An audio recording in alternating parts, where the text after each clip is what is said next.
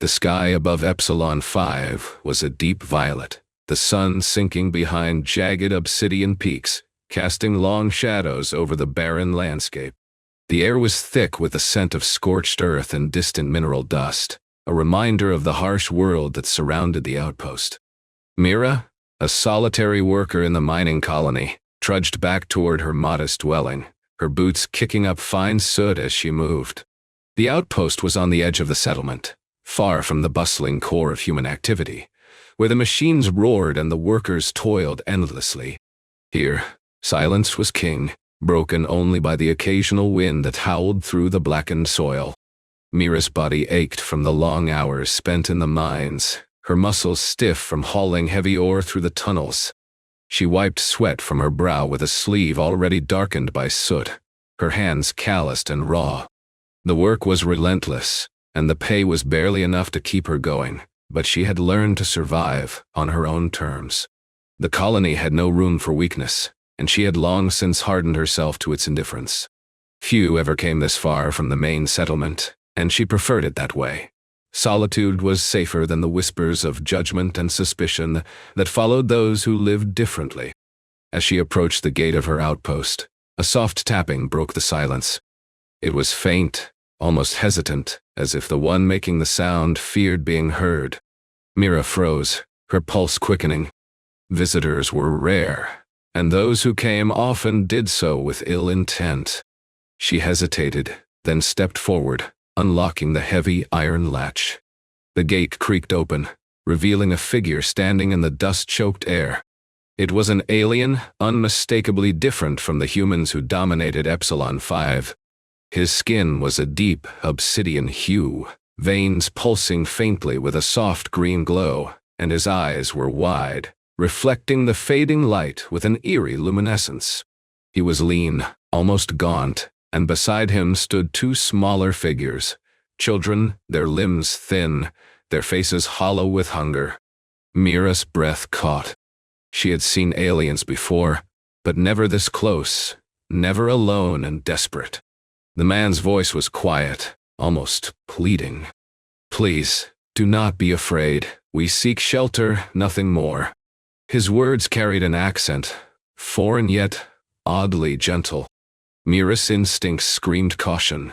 Aliens were not welcome here, not in the human-controlled colonies. But something in his expression, in the way that children clung to him, made her hesitate. They were not threats, not intruders. They were survivors. She studied them for a long moment, then stepped aside, pushing the gate open wider. "Come in," she said, her voice barely above a whisper. The alien hesitated, then nodded, ushering the children forward. As they stepped inside, Mira shut the gate behind them, the weight of the moment settling over her. She had no idea what this would mean for her, but she knew one thing: turning them away was not an option. The alien stepped forward cautiously, his movements slow and deliberate, as if afraid any sudden action might provoke Mira. His name was Kaelen, though he knew few humans would pronounce it correctly. The children beside him, a boy and a girl, kept their eyes low, their small hands gripping the torn fabric of his cloak, as if it were the only thing anchoring them to the world. Their bodies trembled, not just from exhaustion but from fear of rejection, of violence, of the countless stories they had heard of humans who did not tolerate their kind. Mira's gaze lingered on the markings along Kaelen's arms, faintly glowing like veins of trapped starlight beneath his skin. They pulsed with every breath he took, a rhythm of life she had never seen before. His face bore the weight of hardship, deep lines carved by years of struggle, his eyes betraying a cautious hope that flickered like a dying ember. He was not young, but not old either, caught somewhere in the space between survival and surrender.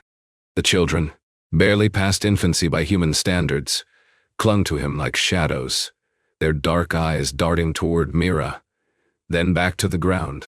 Their clothes were tattered, their limbs thin, and their faces pale with hunger. Kaelen swallowed hard, his voice steady despite the tremor in his hands. "We have walked far," he said, his words careful and measured. "We do not ask for much, Just a place to rest and food for the children. I will work for it. Anything you need." His voice did not waver, but Mira could see the effort it took for him to speak without fear. She had heard stories, whispers of aliens who had once tried to live among humans, only to be cast out, beaten, or worse.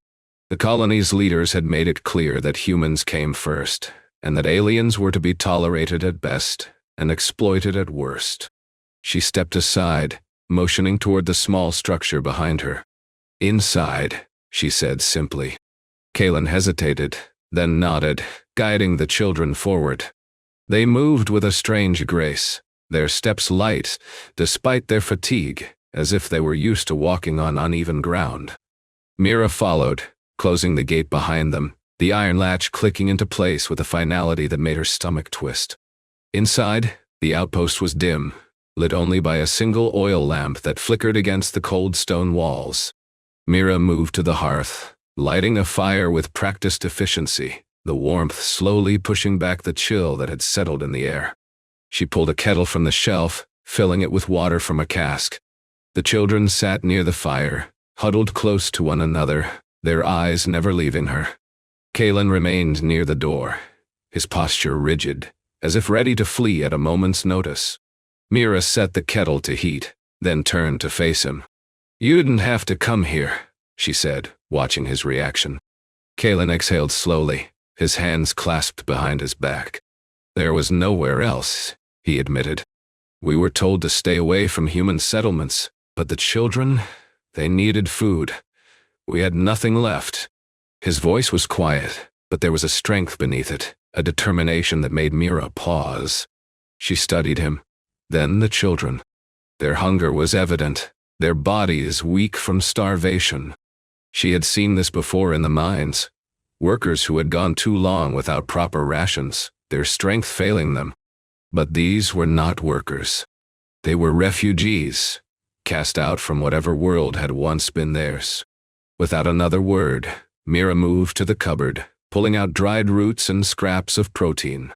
She set them to boil in the kettle, the scent of the broth filling the small space. Kaelen did not move, watching her with wary eyes. When the soup was ready, she ladled it into bowls and placed them before the children. They hesitated, then looked to Kaelen for permission. He nodded once, and they reached out with trembling hands, devouring the food as if it might vanish before they could finish. Mira handed Kaelen a second bowl, but he didn't take it. "You should eat," she said. His jaw tightened. "I will, after they are done." She sighed, placing the bowl beside him. "Eat while it's hot." Kaelen finally relented, taking the bowl with careful hands. He didn't speak as he ate, but his eyes flickered toward her, measuring, searching. Mira remained silent, watching the fire crackle, feeling the weight of the moment settle over her. She had no idea what she had just done, but she knew one thing. Once they were here, she could not turn them away. The fire crackled softly, casting flickering shadows on the stone walls of the outpost. Mira sat on a wooden stool near the hearth, watching Kaelen and the children as they ate. The boy devoured his bowl with shaking hands, his hunger evident in the way his fingers gripped the edges as if afraid it would be taken from him. The girl, slightly older, was slower, her eyes darting between the food and Kaelen, waiting for his silent approval before taking another bite. They were weary and exhausted, but they were alive. Once the bowls were empty, Kaelen rose without a word and began cleaning them with a damp cloth. His movements were precise and practiced. Mira frowned slightly. "You don't have to do that," she said. He didn't stop. "I said I would work," he replied, his voice low but firm. "I keep my word." Mira studied him as he moved with quiet efficiency, wiping the stone floor where the children had spilled broth and folding the damp cloths neatly before setting them aside. He worked like someone who had done it for years, not just survival but service. She had seen that in the workers of the colony, those who had spent their lives under the rule of others, always moving, always obeying, never questioning. It unsettled her. She stood and gestured to a pile of blankets near the back of the room. "They can rest there," she said. "You too." Kaelen hesitated, his eyes flicking toward the children. They were already curling into the fabric, their small bodies shaking slightly as they settled. He didn't lie down. Instead, he remained seated near the fire, his back rigid, his gaze fixed on the door. Mira sat across from him, folding her arms. "You don't trust me," she observed. Kaelen's lips pressed into a thin line. "I trust that you have given us shelter," he said carefully. "But trust is not something I can afford." Mira raised an eyebrow. "You're afraid I'll send you away." "I am afraid," he admitted, "of what happens when others find out." She exhaled slowly, leaning back. "You're not wrong," she admitted. "People here don't take kindly to outsiders." Kaelen's eyes flickered, the green glow within them dimming slightly. "Then, why did you let us in?" Mira didn't answer immediately. She thought of the years she had spent in the colony, of the way people looked at her when she walked through the streets alone, and of the way she had learned to keep her head down and her mouth shut. She had been alone for so long that the presence of others, even strangers, felt foreign. But Kaelen wasn't like the others she had known. His voice carried no bitterness, no demand, only quiet dignity. "I've seen what happens when people are left to rot," she said finally. "I don't want to be the one who does that." Kaelen looked at her, something unreadable flickering in his expression. Then, after a long silence, he nodded once. Mira stood, stretching her aching muscles. "Get some rest," she said. "You'll need it." She turned toward her own cot, but before she settled, she glanced back. The children were already asleep, curled together beneath the blankets. Kaelen remained awake, his eyes never leaving the door, his body tense as if waiting for the moment when the past would come for him again. She lay down, staring at the ceiling. The outpost had always felt empty, its silence pressing in like the weight of the mines above her. But now, with the soft breath of the children and the quiet presence of Kaelen, the silence was different. Not absence, but something else. Something unfamiliar. She didn't know what this meant for her, for the outpost, or for the colony. But as exhaustion finally pulled her into sleep, she knew one thing: Kaelen had not come here to take. He had come to survive, and she had let him. The next morning, Mira set out for the colony's central hub. The usual route she took to collect supplies and trade what little she managed to scrape together from her outpost's resources. The air was thick with dust, the sky a dull violet as the sun struggled to pierce through the heavy clouds. The outpost was still far enough from the main settlement that she could usually avoid unwanted attention, but today, the moment she stepped into the market square, the usual hum of conversation ceased.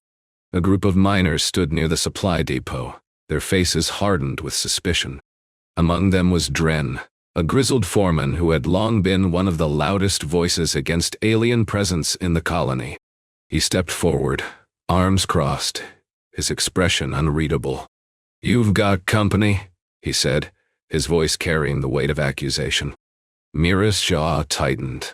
"I've always had company," she replied, keeping her tone even. Dren's eyes narrowed. "Not like this," he said. "We heard you brought in an alien. 2 of them, actually." Mira didn't flinch. "They're not a threat," she said simply. "They're just surviving." A woman nearby scoffed. "Surviving? You mean taking what they shouldn't have?" Mira turned to her, meeting her gaze. "They had nothing when they came here. No food, no shelter. I gave them both." Dren shook his head. "You don't understand what you're doing. They don't belong here." "They're not hurting anyone," Mira countered. "They're working. I don't see many humans doing that willingly." A murmur rippled through the gathered workers. Some exchanged uneasy glances. Others muttered under their breath. Dren's expression darkened. "You think they're harmless now, but they always start that way. Before long, they'll bring more of their kind. And then what? We lose what little we have left." Mira took a step closer, her voice steady but firm. "They didn't ask for anything. They didn't bring anyone else. They came alone and desperate, and I gave them a place. That's all." Dren's gaze flickered toward the depot behind him. "You're risking everything," he said. "The colony doesn't take kindly to outsiders living among us." Mira didn't back down. "Then, maybe it's time we start." A scoff came from one of the younger workers. "You sound like one of them now." Mira's fingers curled into fists, but she forced herself to remain calm. She had spent years avoiding confrontation, keeping her head down, her words few. But now, standing in the heart of the colony, surrounded by people who had never offered her kindness, she realized something. She had already made her choice. She had let Kaelen and the children in, and there was no turning back. She exhaled slowly, her voice quieter now but no less resolute. "I'm not asking for approval. I'm telling you what I did. If you have a problem with it, take it up with me directly. Otherwise, leave us alone." Dren studied her for a long moment, then turned away without another word. The others followed his lead, some with lingering glares, others with uneasy silence. The market resumed its usual rhythm, but Mira could feel the weight of their stares, the tension that had settled over the colony like a storm waiting to break. As she made her way back to the outpost, the wind picked up, howling through the blackened soil. She knew the whispers had begun, and she knew that in a place where survival was everything, even the smallest shift in the balance could set everything ablaze. The storm arrived with little warning, a wall of dark violet clouds rolling over the jagged obsidian peaks, swallowing the last remnants of daylight. The wind howled through the outpost, rattling the thin metal sheets of the roof, and the first drops of rain came down like shards of ice, biting against the skin. Mira stood at the edge of the mining tunnels, her breath visible in the frigid air as she watched the sky darken. This was no ordinary storm. The colony's weather monitors had predicted a minor dust squall, but this was something worse. Something that could flood the lower tunnels and bury what little she had left. She turned toward the outpost, where Kaelen sat near the fire, the children curled beside him. The boy was asleep, his small body wrapped tightly in a blanket, but the girl was awake, her eyes flickering toward the storm outside. Mira hesitated, then spoke. "We need to reinforce the tunnel walls before the worst hits." Kaelen looked up, his expression unreadable. "You think I can help?" Mira met his gaze. "I know you can." Without another word, he stood, stretching his stiff limbs before moving toward the entrance. The girl followed, her small hands gripping his cloak. "I'll stay with them," Mira said, nodding toward the boy. Kaelen hesitated, then nodded once, stepping into the storm. The wind was relentless, slicing through Mira's coat as she and Kaelen worked quickly, hauling sacks of compressed earth and metal supports toward the tunnel's entrance. The rain came down harder now, thick and acidic, eating into the soil, turning the ground beneath them into a treacherous sludge. Mira wiped her face with the back of her hand, her muscles aching as she dragged another sack into place. Kaelen moved with an efficiency she hadn't expected. His hands were steady, his strength surprising for someone who had been half-starved when he arrived. He didn't speak as they worked, only exchanging glances when the wind grew too strong, when the rain threatened to wash away their efforts. Mira had always done this alone, always been the one to brace the tunnels, to make sure the outpost remained intact when the colony's leaders turned a blind eye to those on the outskirts. But now, Kaelen was beside her, his arms moving in tandem with hers, his breath shallow from exertion but unbroken. A sudden gust tore through the air, knocking Mira off balance. She stumbled, her foot slipping in the mud, and she barely caught herself before falling. Kaelen was there in an instant, gripping her arm, steadying her. "You're pushing too hard," he said, his voice barely audible over the storm. Mira shook her head, pulling free. "If we don't finish this, everything goes under." Kaelen didn't argue. He simply nodded and moved faster. They worked until their hands were numb, until their backs ached from lifting, until the tunnel's entrance was fortified enough to withstand the storm. When the final support was in place, Mira leaned against the wall, catching her breath. Kaelen stood beside her, his breaths coming in short, sharp gasps. Inside the outpost, the children were still asleep, curled together beneath the blankets. Mira stepped inside first, wiping the rain from her face, and Kaelen followed, his body drenched, his cloak clinging to his skin. He moved to the hearth, kneeling to stoke the fire, his hands trembling slightly. Mira watched him for a moment before speaking. "You didn't have to do that," she said. Kaelen didn't look up. "You gave us shelter. I gave you my word." She exhaled slowly, shaking her head. "That's not what I mean. I mean the way you stood beside me, the way you worked like it was your own land." Kaelen finally met her gaze, his green-lit eyes steady. "Because it is," he said. If you allow us to stay, then this place is as much mine as it is yours." Mira's throat tightened. She had spent years believing that nothing here was truly hers, that she was just another worker, another body the colony used and discarded. But Kaelen, the alien who had come to her doorstep with nothing but desperation, had already proven he was willing to fight for this place. She stepped closer, lowering her voice. "They're going to come for you." Kaelen's expression didn't change. "I know. They'll say you don't belong." He nodded. "I've heard it before." Mira hesitated, then said, "Then stay." Kaelen blinked, his eyes flickering slightly with surprise. "What?" She crossed her arms. "You heard me. You stay. You work. You protect this place. If they come, we face them together." Kaelen's fingers curled slightly, his voice cautious. "And what happens when they decide you've betrayed the colony?" Mira's jaw tightened. "Then I'll prove them wrong." The storm raged outside, but within the outpost, something had shifted. Not just the way the tunnel had been reinforced, not just the way the children slept more soundly, but the way Kaelen looked at her now, less like a stranger, less like a guest. More like someone who had found a place worth fighting for. The storm had passed by dawn, but the land was forever changed. The mining tunnels had survived, but the surrounding terrain was ravaged. Entire sections of the colony's outer perimeter were buried under thick layers of mud and debris. The main settlement had suffered extensive damage, with collapsed structures and ruined machinery. The outpost, however, remained intact. Word spread quickly. The humans who had once whispered about Mira's defiance now saw something different in her and Kaelen. They had not only survived the storm, but had also protected what little they had. Kaelen was the first to step outside, his cloak soaked from the night's rain, his hands still marked by the cuts and bruises from the frantic labor. The air was thick with the scent of damp soil and scorched metal, but he took a deep breath. The green glow in his veins pulsing slightly with the rhythm of his chest. He had spent years hiding, years fearing, but now, for the first time, he felt something unfamiliar: pride. Mira joined him a moment later, rubbing her aching arms as she looked out over the land.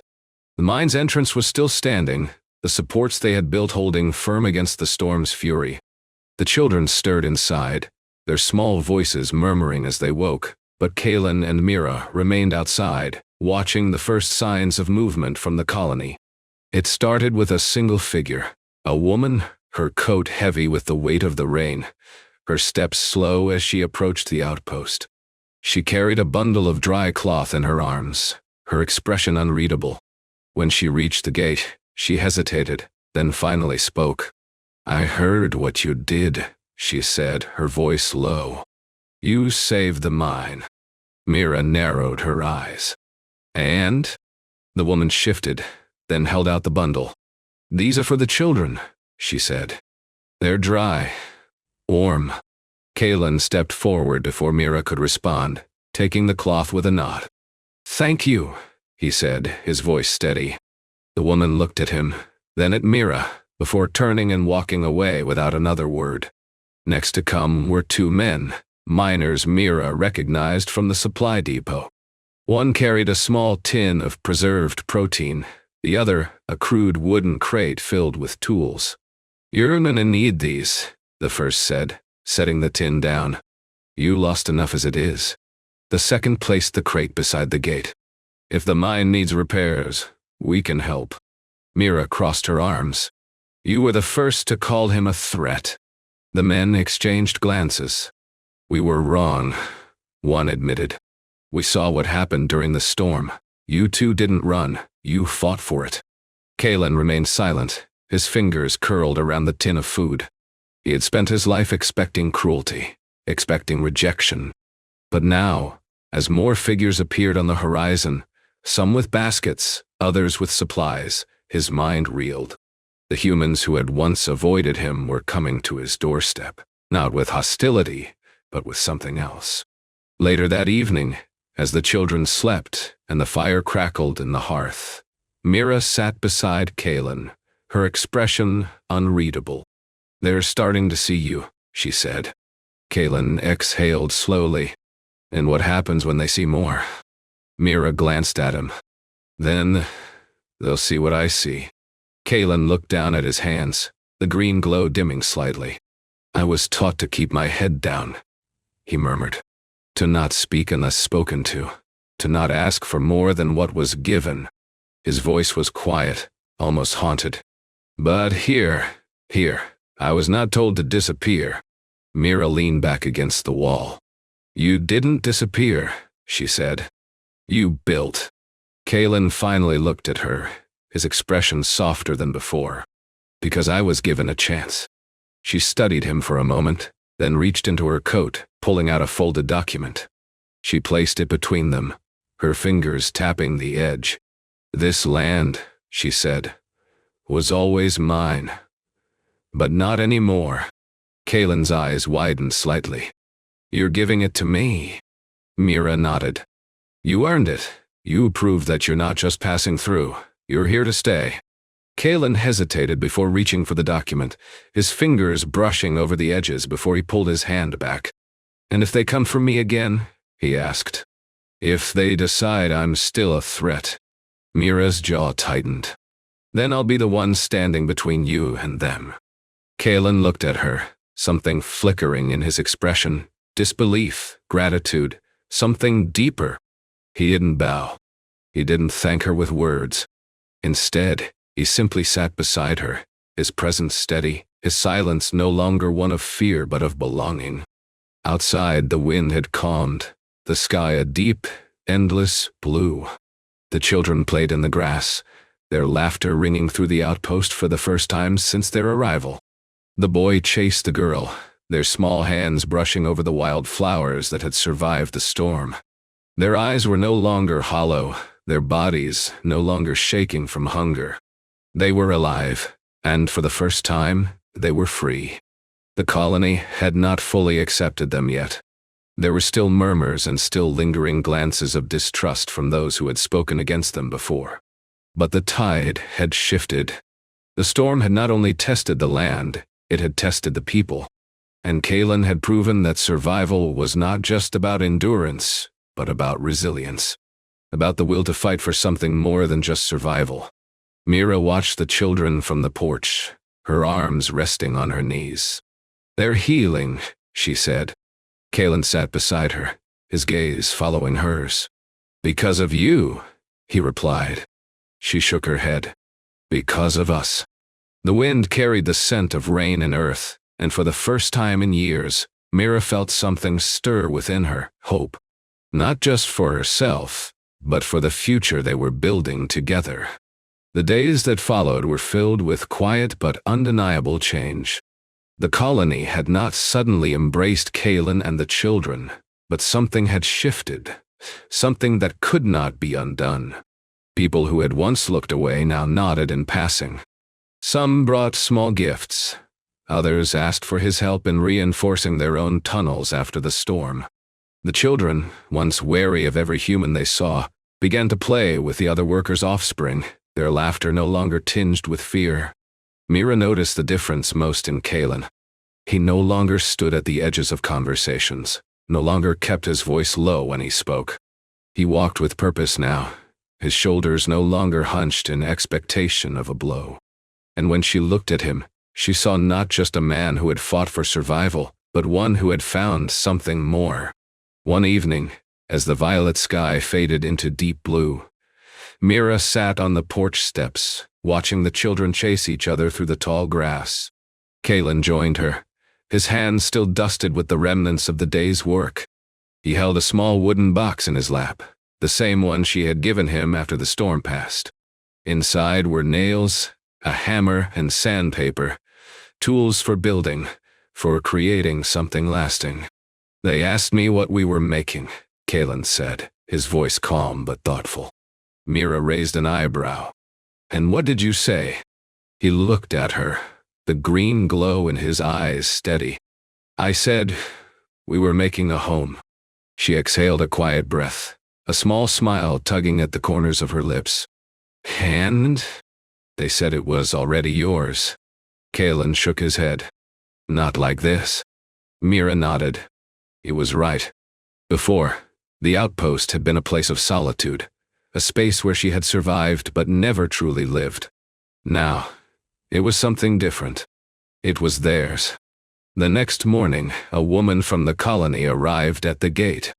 She was older, her face lined with years of hard labor, but she carried a bundle of cloth in her arms.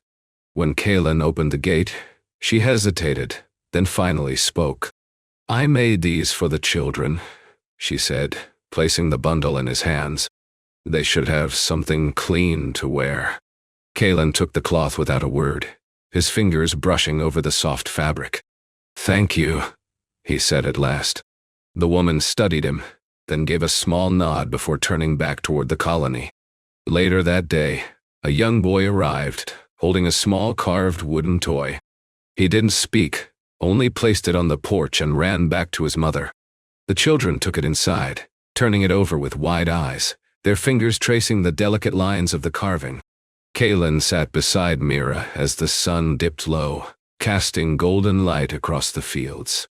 They are watching, he murmured. She leaned back, her gaze following his. Let them watch, she said. They're learning. Kaelen looked at her, something soft in his expression. You gave me a place when no one else would. Mira met his gaze, her voice quiet but certain. And you made it yours. The fire crackled behind them, the children's voices drifting through the air. For the first time in years, Mira felt something unfamiliar. Peace. Not just for herself, but for the outpost, for the land, for the future they were building together. And for Kaelen, for the first time in his life, he was not just surviving. He was home.